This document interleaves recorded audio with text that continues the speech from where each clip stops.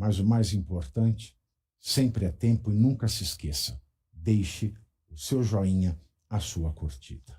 Eu quero começar esse programa de hoje monopolizando um pouco a atenção de vocês e já vou chamar os meus companheiros de transmissão, porque hoje o Lula, ele fez uma revelação muito grave. E eu quero que vocês prestem total atenção. Até você que está no chat aqui, para de escrever um pouquinho. Eu quero a sua total atenção para esse discurso do Lula. É de hoje esse discurso, Alemão? Esse discurso foi feito hoje, você sabe onde? Foi feito aqui em São Paulo, lá no Butantã. Que engraçado, né? Ele que se chamava de Jararaca, né? Ele falava assim, não mataram a Jararaca, tem que cortar a cabeça da Jararaca. Ele que é o Jararaca, né? E a Janaína Pascoal, que escreveu o impeachment da Dilma Rousseff, girava a bandeira do Brasil no Largo de São Francisco e falava, não quero a República do Jararaca. Então, o Jararaca, no Instituto Butantã, aqui em São Paulo, no Butantã, aqui em São Paulo, fez um discurso hoje e eu quero a sua total atenção para o que ele falou, porque é realmente muito grave. Alemão, pode soltar. Quando eu viajar, eu sou muito teimoso e sou muito tinhoso. Sabe, se o Trump conhecesse, sabe, o que é a sanguinidade de Lampião num presidente, ele não ficaria provocando a gente. Ele não ficaria provocando a gente. Porque ele sabe que a briga do Brasil com ele, não adianta ficar falando na televisão, eu tenho o maior navio de guerra, eu tenho, sabe, o maior submarino do mundo, eu tenho um avião, um navio que é 100 vezes mais importante que da sua. Eu não quero briga com ele, eu sou doido. Vai que eu brigue e eu ganho, o que eu vou fazer? Ambos são pernambucanos. Luiz Inácio Lula da Silva é natural de Caetés.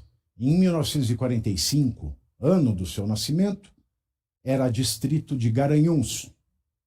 Enquanto Virgulino Ferreira da Silva, o Lampião, nasceu em Serra Talhada.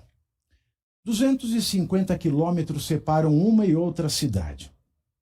Subtraído o valor numerológico dessa distância, 250 quilômetros, 2 mais 5 mais 0 igual a 7, subtraído esse 7 do ano de nascimento do presidente, 1945, encontramos, coincidentemente, o ano de morte do rei do cangaço, 1945 menos 7, igual a 1938. Não bastasse, Maria de Déa, mulher de Virgulino, primeira-dama do cangaço, era famosa no sertão por seu deslumbramento caro, mas nada refinado. Entretanto, coincidências bobas e banais, coincidências irrelevantes diante da gravidade da revelação de Lula da Silva às vésperas do Carnaval deste ano de 2026. Aspas. Sou muito tinhoso, sabe? Se o Trump conhecesse, sabe, o que é a sanguinidade de um Lampião num presidente, ele não ficaria provocando a gente. A plateia, Lula apresenta-se. Sem meias palavras, com galhardia, o presidente diz quem ele é, quem ele realmente é.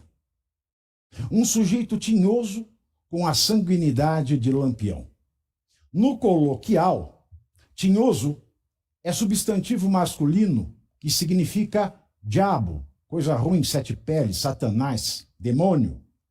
Todavia, em razão do emprego do adjetivo muito embora empregado por Lula coloquialmente, aceitemos que o tinhoso de Lula tenha a função de adjetivo e, nesse diapasão, Lula se apresenta como muito teimoso, insistente, obstinado. Mas Lula teima no tinhoso, o com T maiúsculo. Lula insiste em ser o diabo. Não apenas obstinado, Lula confessa ser um demônio de modo predestinado. Sua sanguinidade, isto é, sua assumida consanguinidade com Lampião, informa a plateia que ou ele carrega nas veias e tem no seu DNA a psicopatia do maior satanás do sertão, ou, por identidade de caráter, guarda intensa afinidade com o bandido mais sanguinário da nossa história. Sobre a psicopatia, apesar de não empregado este exato vocábulo à época, é farta a literatura psiquiátrica contemporânea a definir Lampião com as seguintes expressões equivalentes: louco moral, anormal perverso, doente social e inválido moral. Virgulino Ferreira da Silva, o Lampião, foi um terrorista mercenário que extorquia os ricos e destroçava os pobres com um sadismo bestial. Um criminoso serial que promoveu a simbiose entre o cangaço e o coronelismo, tornando-se ele próprio um coronel itinerante de coronéis sedentarizados. Um agente da miséria, a soldo dos donos do poder, que sempre lucraram com essa miséria. Enquanto Lampião compartilhava com eles, os ricos, esse lucro, o proletariado miserável, pobre e mediano, era vítima desse cangaceiro parasitário e sádico. A falsa estética do seu heroísmo, a grande mentira do mito de Lampião, foi engendrada pelo comunismo brasileiro em meados da década de 1920. Fake news perversa. O retrato de Lampião como herói ou injustiçado ou qualquer coisa que o valha é, em última análise, um fenômeno produzido pela estupidez humana canalizada para o coletivo da esquerda brasileira em detrimento das suas incontáveis vítimas que, até hoje, veem sangradas suas memórias sagradas. Mesmo o celebrado historiador marxista britânico Eric Hobsbawm, entusiasta do banditismo social, rechaça o mito de Lampião. Aspas para o Hobsbawm. Lampião assassinou um prisioneiro, embora sua mulher tivesse pagado o resgate pedido. Lampião massacrou trabalhadores. Lampião torturou uma velha que o amaldiçoara, sem saber de quem se tratava, fazendo a velha dançar com um pé de mandacaru até morrer. Matou sadicamente um de seus homens, que o ofendera, obrigando-o a comer 1 quilo de sal. E incidentes semelhantes, causar terror e ser impiedoso, é um atributo mais importante para Lampião do que ser amigo dos pobres. Fecho aspas, citação de Eric Hobsbawm em sua tese Banditismo Social. Lampião e sua quadrilha dilapidaram os sertanejos impiedosamente. Em uma edição de 1936, lia-se no jornal soteropolitano, ou seja, de Salvador, à tarde, aspas, Lampião reapareceu no Nordeste, com uma fúria nova, um ódio mais vivo, uma perversidade mais desumana. Já não se contenta em assaltar fazendas e sítios, ataca vilas e cidades, e o flagelo solto. Realiza o seu ciclo fatal, destrói sistematicamente por séries, com uma pontualidade de catástrofe prevista no barômetro. Em 15 anos, o bando de Lampião roubou tudo de valor dos pequenos e médios produtores nas zonas rurais dos estados de Pernambuco, Paraíba, Ceará, Alagoas, Bahia, Rio Grande do Norte e Sergipe. Quando não encontrava nada de valor, Lampião mandava o pobre sertanejo, depois de comer o seu rebanho e estuprar as suas filhas, muitas delas marcadas a ferro em brasa, tomar empréstimo com agiotas, Famílias inteiras fugiram do sertão antes ou depois de terem sido levadas à mais absoluta miséria pelo rei do cangaço. Lampião entregou ao sertanejo somente os prejuízos materiais, os roubos e incêndios e os prejuízos morais do medo, da morte, da desonra. Dentro da sua associação criminosa cangaceira, as mulheres eram submetidas a violências constantes dos seus machos.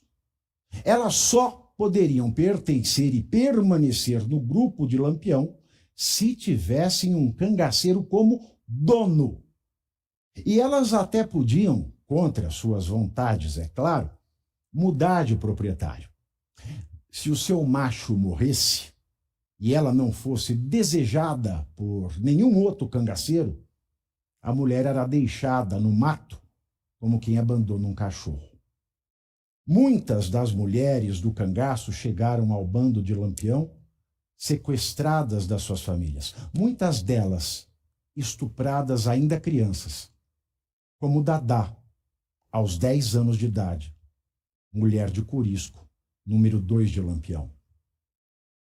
Graciliano Ramos, autor de Vidas Secas, em 1938, foi categórico ao dizer, aspas para Graciliano Ramos, Lampião era um monstro, tornou-se um monstro, símbolo de todas as monstruosidades possíveis. Fecho aspas. De fato, Lampião e seus cangaceiros nunca tiveram um projeto, nunca passou pelas suas cabeças qualquer reforma ou revolução social. Lampião e os seus cangaceiros eram única e tão somente parasitas da pior espécie que já existiu. Se Lula diz a verdade, se ele tiver mesmo a sanguinidade de um Lampião, Lula é também um parasita da pior espécie.